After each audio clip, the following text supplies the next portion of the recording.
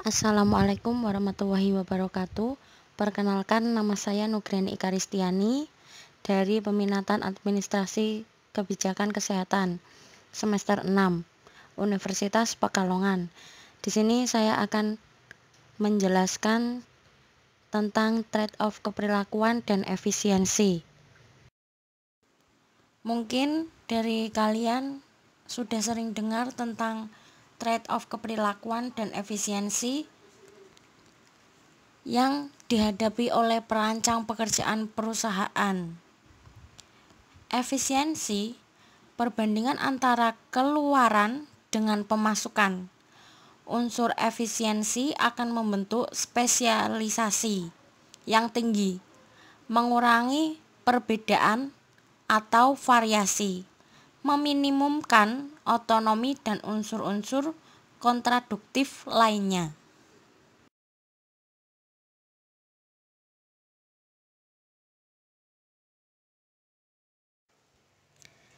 Kita akan membahas tentang trade-off keperilakuan dan efisiensi.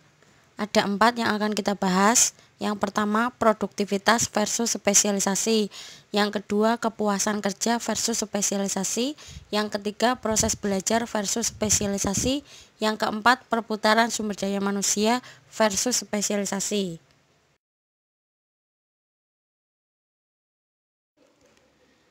Yang pertama, kita akan bahas produktivitas versus spesialisasi. Spesialisasi akan menaikkan output sampai pada titik tertentu. Apabila ada kenaikan spesialisasi, maka output mengalami penurunan karena adanya kebosanan atas pelaksanaan tugas yang terus-menerus. Output dapat meningkat dengan mengurangi spesialisasi pekerjaan. Untuk menghindari adanya kebosanan, kadang-kadang pekerjaan dapat dibuat lebih menarik lagi dengan cara memperluasnya atau memperkaya pekerjaan. Untuk memperbaiki kondisi pekerjaan yang terlalu terspesialisasi melalui perancangan kembali dengan rotasi jabatan. Yang pertama adalah produktivitas versus spesialisasi. Spesialisasi akan menaikkan output sampai pada titik tertentu. Apabila ada kenaikan spesialisasi, maka output mengalami penurunan karena adanya kebosanan atas pelaksanaan tugas yang terus-menerus. Output dapat ditingkatkan dengan mengurangi spesialisasi pekerjaan. Dengan adanya pembagian spesialisasi kerja yang tepat, akan berpengaruh positif terhadap produktivitas kerja. Spesialisasi kerja yang terstruktur dan dilakukan dengan baik akan meningkatkan produktivitas kerja. Pengelolaan pekerjaan yang dilakukan akan lebih maksimal sehingga hasilnya pun optimal bagi produktivitas perusahaan.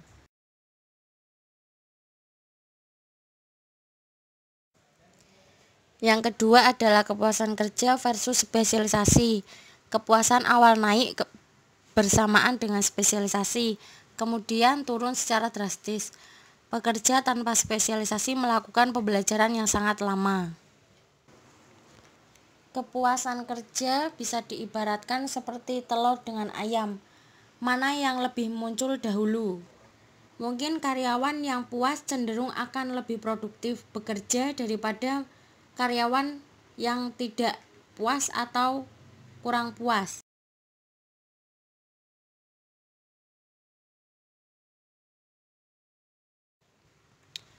Yang ketiga adalah proses belajar versus spesialisasi.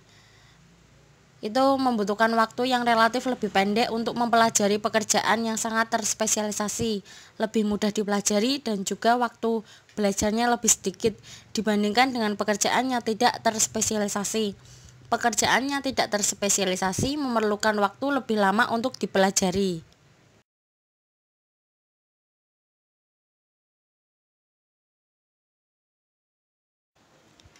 Yang akan kita bahas terakhir atau yang keempat adalah perputaran sumber daya manusia versus spesialisasi. Spesialisasi pekerjaan sangat mudah dan cepat dipelajari, tetapi biasanya kepuasan yang diperoleh lebih rendah. Kepuasan yang rendah ini akan menyebabkan tingkat perputaran tenaga kerja sangat tinggi.